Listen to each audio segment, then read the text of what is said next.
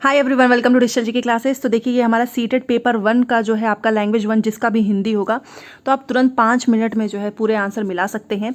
और ये देखिए 91 से 99 तक अध्यात्म भी मन का राजा होने का जो है मार्ग खोलता है।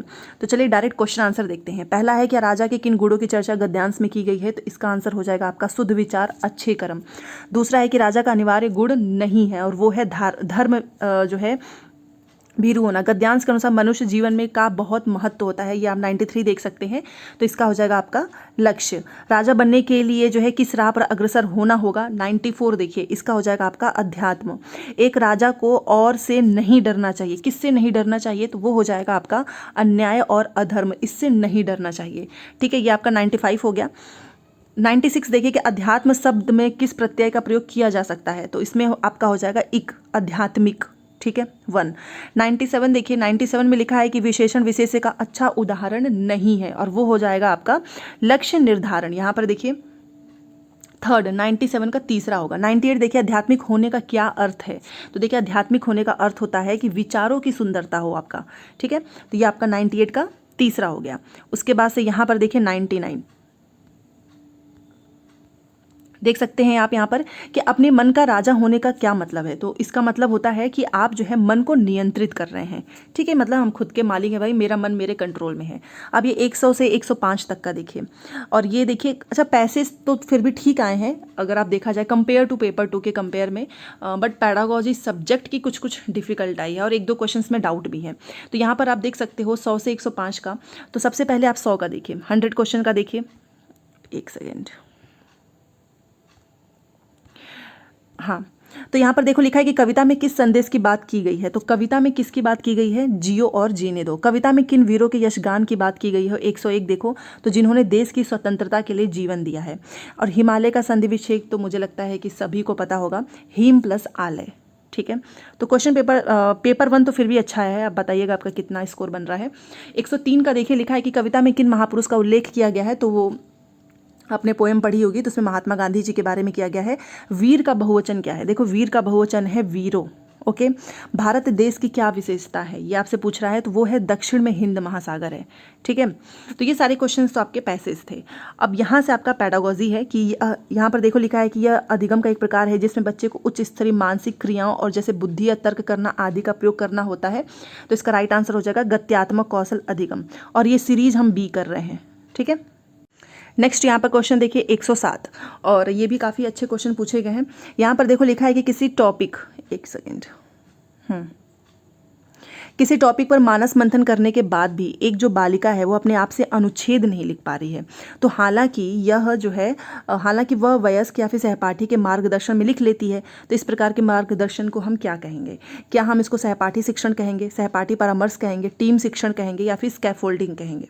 तो देखिए, इस तरीके के आंसर का आंसर होगा आपका स्कैफोल्डिंग, क्योंकि स्कैफोल्डिंग का मतलब होता है टेम्पररी हेल्प देना। ठीक है, तो आपका जो है इसका राइट आंसर होगा 107 का ऑप्शन नंबर 4, स्कैफोल्डिंग। 108 देखिए, लिखा है कि निम्न में से कौन सा कथन पाठ्य पुस्तक के बारे में सही है? क्या यह पाठ्यचर्या में उल्लिखित उद्देश्यों को प्राप्त करने में मदद करती है? ये सत्र के लिए शैक्षिक गतिविधियों की योजना है। पाठ्य पुस्तक का स्थान कोई दूसरा नहीं ले सकता। पाठ्य पुस्तक अध्यापक और विद्यार्थी के लिए एकमात्र महत्वपूर्ण सामग्री है। तो इसका राइट आंसर हो जाएगा के बारे में सही है कि यह पाठ्यचर्या में उल्लिखित उद्देश्यों को प्राप्त करने में मदद करती है। तो 108 का हो जाएगा पहला। 109 देखिए, आप कक्षा 5 के अध्यापक हैं। आपने विद्यार्थियों को पाठ्य सामग्री अच्छी तरीके से पढ़ने के लिए कहा। उसके बाद से आप संदर्भ और प्रसंग को ध्यान में रखते हुए प्रश्नों के उत्तर देने के लिए कहते हैं। तो इस प्रक्रिया के द्वारा आप विद्यार्थियों को किस तरह के पठन के लिए प्रोत्साहित कर रहे हो? तो इसका राइट आंसर होगा गहन पठन, क्योंकि आप क्लास 5 के टीचर हो। आपने कहा कि तुम अच्छी तरीके से पढ़ो। ठीक है, और उसके बाद से जो उसने पढ़ा होगा उसको ध्यान में रखे आप उनसे प्रश्न के उत्तर भी देने के लिए कहोगे। तो इसका मतलब बारीकी से नहीं, गहन पठन होगा ये। ठीक है, ना ही सरसरी पठन, ना ही विस्तृत पठन, ना ही बारीकी से, इसको हम बोलते हैं गहन पठन। ठीक है, 109 का तीसरा। 110 देखिए, एक अध्यापक होने के नाते आप एक बच्चे की उसकी कुल भाषा प्रयोग के लिए प्रशंसा करते हैं। यद्यपि उसने कुछ शब्दों की वर्तनी गलत लिखी है, तो आप कक्षा में किस उपागम का प्रयोग कर रहे हो? संप्रेषणात्मक, रचनावादी, संरचनात्मक, समग्र भाषा। तो देखो, हम इसको बोलते हैं संप्रेषणात्मक, क्योंकि मैं टीचर हूँ और जो भी बच्चों ने लिखा है उसके कुल भाषा प्रयोग का मैं प्रशंसा करूंगी, भले से उसने कुछ वर्तनी गलत लिखी है। और हम इसको बोलते हैं, इसको हम रचनावादी संरचनात्मक समग्र भाषा नहीं बोलते हैं, हम इसको बोलते हैं संप्रेषणात्मक। ठीक है। 111 देखिए, भाषा अर्जन केवल तभी गठित होगा जब बच्चों को अनुवाद करने का अभ्यास कराया जाएगा, बच्चों को पठन के अवसर दिए जाएंगे, बच्चों को भाषा का परिवेश दिया जाएगा, या फिर बच्चों को व्याकरण के नियम सिखाए जाएंगे। तो इसका आपका राइट आंसर हो जाएगा तीसरा, क्योंकि देखिए इसमें हम क्या बोल रहे हैं कि भाषा अर्जन तभी घटित हो सकता है जब आपको वैसा एनवायरनमेंट मिले। अब मान लीजिए आप बंगाली, जैसे कि आपको बंगाली आती है क्योंकि आपको उस तरीके का एनवायरनमेंट मिला है, आपको बहुत सारी लैंग्वेज आते हैं क्योंकि आप उस तरीके के एनवायरनमेंट में रहे हैं, तो इसलिए इसका तीसरा। ओके, चलिए 2 क्वेश्चन बाकी हैं। एक भाषा अध्यापक को चाहिए कि वह शिक्षार्थियों को स्वच्छंद लेखन के लिए प्रोत्साहित करे, क्योंकि स्वच्छंद लेखन का शिक्षार्थियों के लिए लाभ है। तो यहाँ पर देखो, शिक्षार्थी लिखने या ना लिखने के लिए स्वतंत्र हैं। शिक्षार्थी ये महसूस नहीं करते हैं कि उन्हें कुछ अधिक या एकदम सटीक लिखना है। शिक्षार्थी अपनी प्रथम भाषा के लिए लिखित स्वरूप के गुणधर्म समावेशित कर सकते हैं। यह शिक्षार्थियों को प्रवाह के साथ रचनात्मक तरीके से लिखने के लिए प्रोत्साहित करता है।